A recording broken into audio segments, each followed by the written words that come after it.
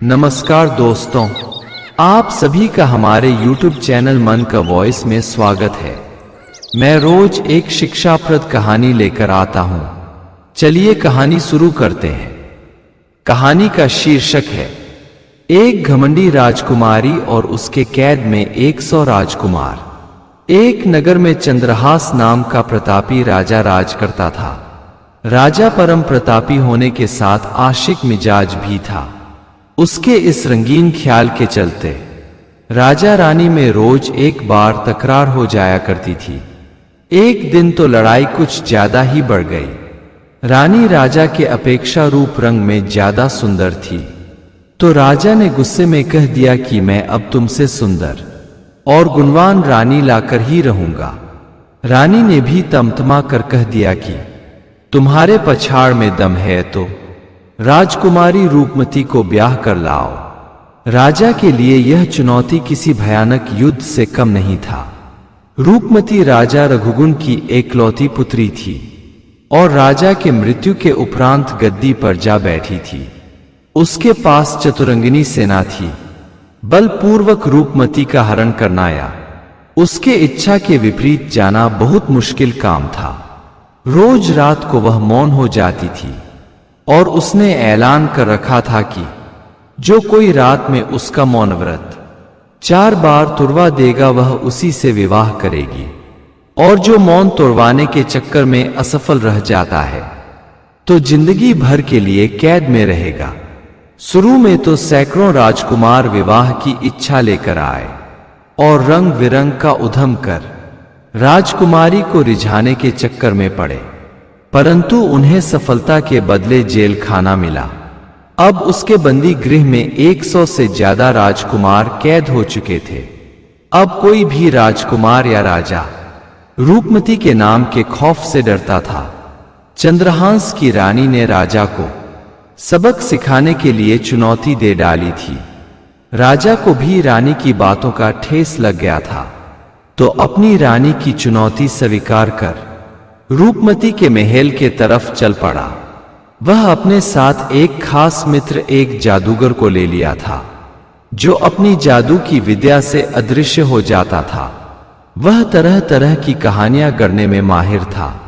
राजा को उस पर पूरा भरोसा था कि अगर यह साथ दे तो रूपमती 4 बार ही क्यों वह रात भर के लिए मौन व्रत तोड़ देगी। राजा चंद्रहास ने समझाया कि तुम अदृश्य होकर राजकुमारी के कमरे में छिप जाना। मैं जिस जगह जिस स्थान का नाम लूंगा तू वहीं से कहानी सुनाने लगना।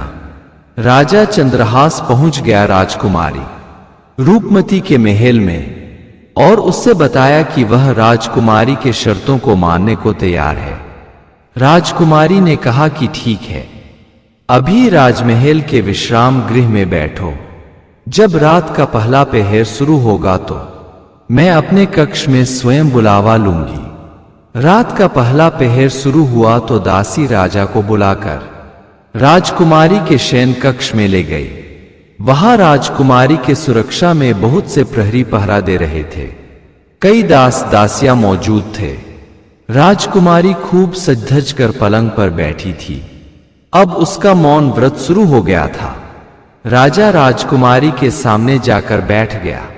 राजकुमारी अब सिर्फ एक पत्थर की मूर्ति लग रही थी। वह हिलडुल भी नहीं रही थी। राजा बोला, अब बात किससे करूं? राजकुमारी तो बोलेगी नहीं, और जब बोलेगी तो बहुत देर हो चुकी होगी। राजा पलंग के पाए से बोला कि पलंग का पाया, तुम ही कुछ बोलो, कोई कहानी सुनाओ। जो भयानक रात कटे, कल तो मुझे काल कोठरी में जाना ही है। पलंग का पाया बोलने लगा। दरअसल राजा का जादूगर अदृश्य होकर पलंग के पाया के पास बैठ गया था। उसने कहानी सुनाना शुरू किया कि एक नगर में एक राजकुमार और एक सेठ का बेटा घनिष्ठ मित्र थे। दोनों की मित्रता देख यही लगता कि दोनों का शरीर तो अलग है, परंतु दोनों की आत्मा एक ही है। वह एक साथ खाते पीते उठते बैठते। अब वे बच्चे नहीं थे, बड़े हो चले थे। उनकी शादी भी बचपने में ही हो गई थी। अब सिर्फ गौना करा बहुओं को घर लाना था। सेठ ने अपने बेटे से कहा कि तुम ससुराल जाओ और बहू को ले आओ। सयानी बहू कभी मायके में नहीं छोड़ी जाती। सेठ का बेटा बोला कि मैं राजकुमार के बगैर ससुराल नहीं जा सकता। सेठ बोला तो साथ लेते जाओ। सेठ का बेटा राजकुमार को साथ ले अपने ससुराल को निकल पड़ा, मगर उसे शंका थी कि ससुराल वाले राजकुमार की खातिरदारी ठीक से नहीं कर पाएंगे तो हमारी बेइज्जती हो जाएगी। दोनों चले जा रहे थे। रास्ते में देवी का मंदिर था। देवी स्वयं प्रकट थी। उनसे जो भी मिन्नतें दिल से मांगी जाती पूरी हो जाती थी। तो सेठ के बेटे ने देवी के मंदिर में जाकर मांग लिया कि हे देवी, अगर मेरे मित्र की खातिरदारी ठीक से हुई तो लौटते वक्त अपना शीश काट कर आपके मंदिर में चढ़ा दूंगा। वहां से जब सेठ का बेटा ससुराल गया तो देखा कि ससुराल वाले बहुत अमीर हैं और अतिथि की और रिश्तेदार की सेवा जी जान से करते हैं। उन्होंने राजकुमार की सेवा में कोई कोर कसर नहीं छोड़ी। सुबह में अपनी बेटी की विदाई कर दिए। दोनों स्त्री को लेकर चल पड़े।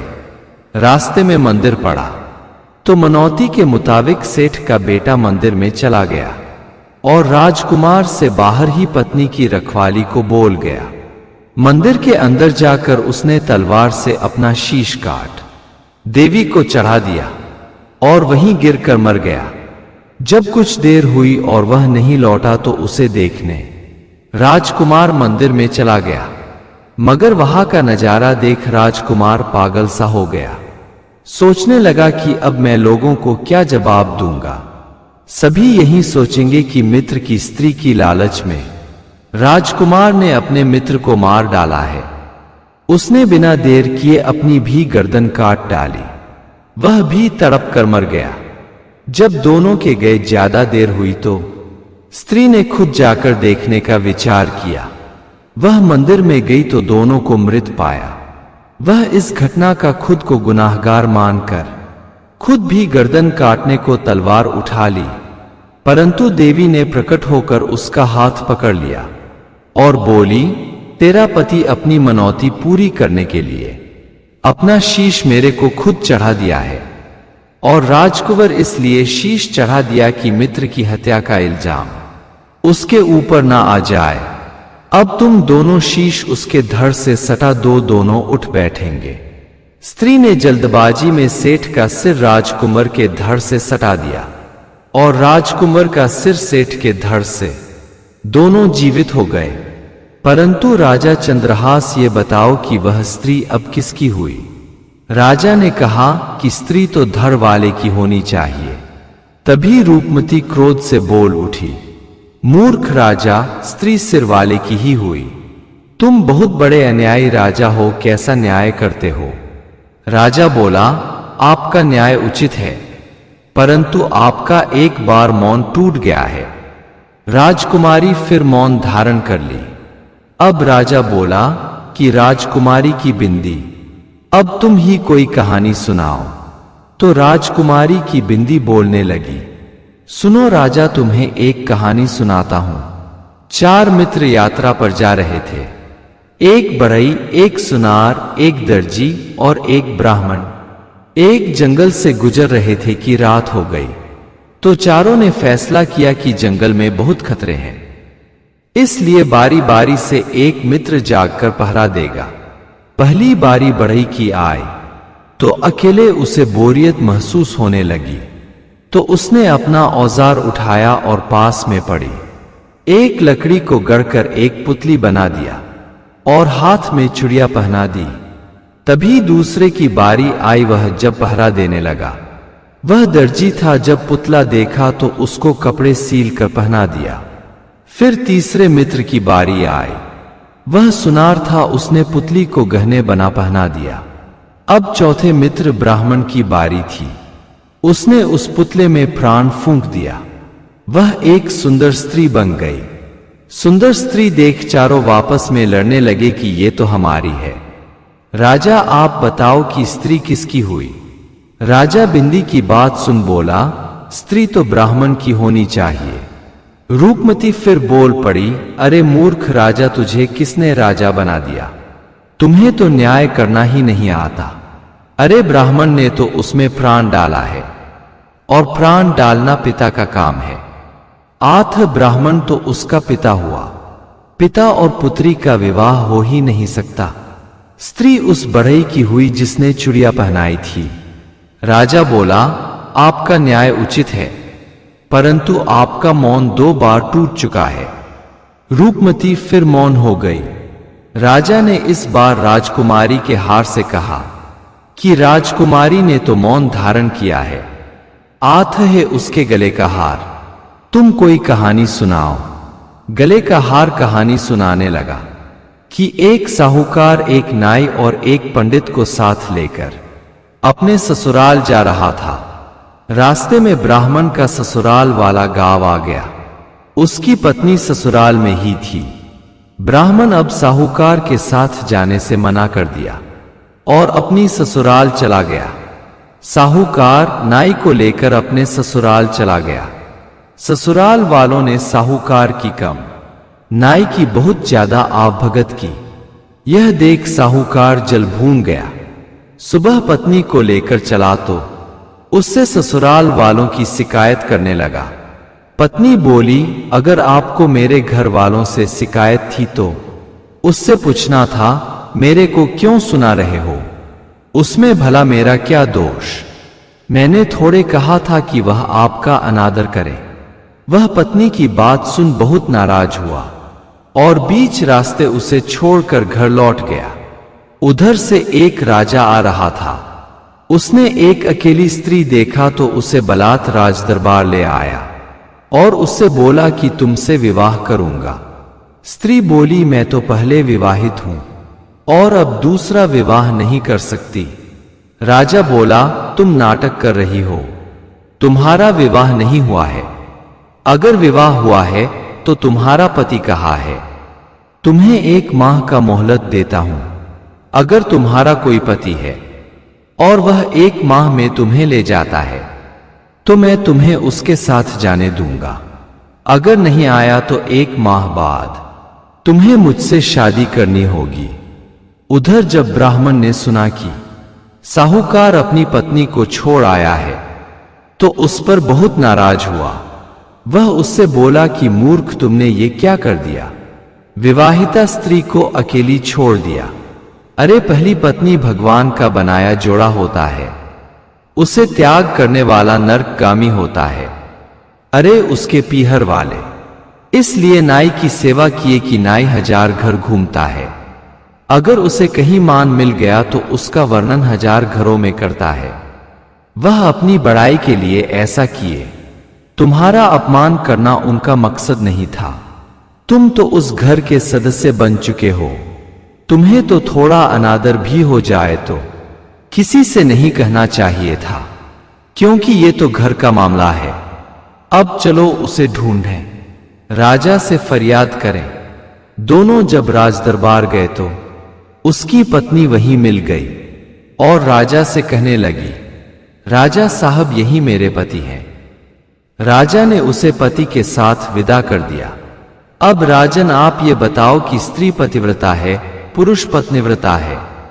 राजा ने कहा, साहूकार ही पत्निव्रता है। राजकुमारी क्रोध से बोल उठी, मूर्ख राजा, तुम्हें इतना भी ज्ञान नहीं कि स्त्री पतिव्रता है। उसने स्वेच्छा से मिल रहा राज्य को ठुकरा दिया और घमंडी पति के साथ चली गई। राजा ने कहा, आपका न्याय न्यायोचित है, परंतु आप 3 बार मौन तोड़ चुकी हो। राजकुमारी फिर मौन हो गई। राजा बोला, हे राजकुमारी के कंगन, अब तुम कोई कहानी सुनाओ। रात का पिछला पहर चल रहा है, कोई मजेदार कहानी ही सुनाना। कंगन कहानी सुनाने लगा कि एक गांव में एक भूलकर आदमी रहता था। उसकी एक बेटी थी जिसका विवाह उसने बचपन में ही कर दिया, मगर इस बात को भूल गया। उसने कुछ दिन बाद फिर लड़की की शादी दूसरी जगह कर दी, फिर इस बात को भूल गया। उसने तीसरी शादी का भी प्लान बनाया, तो बेटी से रहा नहीं गया, वह बोल उठी कि आपने तो मेरी शादी 2 जगह कर दी है, आप मुझे भेजोगे किसके घर? तब उस आदमी का माथा चकराया। आखिर अब वह क्या करे? उसने एक तरकीब निकाली। उसने दोनों लड़कों को बुलाया और कहा कि मेरी बेटी को एक दैत्य जंगल में उठा ले गया है, जो उसे बचा कर ले आएगा, लड़की उसी के साथ भेज दूंगा। जब दोनों लड़कों को पता चला कि इसने तो 2 लोगों से लड़की का शादी कर दिया है, यह तो कमीना आदमी है, शायद इसने हमें मरवाने की चाल चली हो, तो जंगल जाने से इनकार कर गए। उस लड़की का एक प्रेमी भी था जो उससे एक तरफा प्रेम करता था। वह तलवार उठा जंगल को चल पड़ा। चूंकि लड़की तो घर में ही थी, तो राजन आप बताओ कि वह स्त्री किसकी हुई? राजा बोला, स्त्री तो पहले वाले की हुई। राजकुमारी बोल पड़ी, महामूर्ख राजा, पति तो वो होता है जो पत्नी के लिए जान की बाजी लगा दे। यह सुनकर कि पत्नी खतरे में है, वह मुंह मोड़ ले, फिर वह कैसा पति? अरे सच्चा पति तो वह है जिससे कि अभी उसका विवाह ही नहीं हुआ। लड़की को तीसरे की पत्नी बननी चाहिए। राजा बोला, आपका न्याय सर आंखों पर, परंतु आप 4 बार मौन तोड़ चुकी हैं और अब आप भी मेरी पत्नी हो चुकी हैं। राजकुमारी ने सिर झुका लिया, क्योंकि वह शर्त हार चुकी थी, और राजा चंद्रहास से विवाह कर लिया। राजा एक साथ 2 राज्यों का राजा बन गया। उसने सभी बंदी राजकुमारों को बंदी गृह से निकाल आदर के साथ उनके राज्य विदा कर दिया। अगर आपको हमारी कहानी अच्छी लगी हो तो हमारे चैनल को सब्सक्राइब करें, लाइक करें और कमेंट बॉक्स में राधे राधे जरूर लिखें। आपसे पुनः मिलते हैं एक नई वीडियो के साथ। तब तक के लिए आपको और आपके पूरे परिवार को राधे राधे।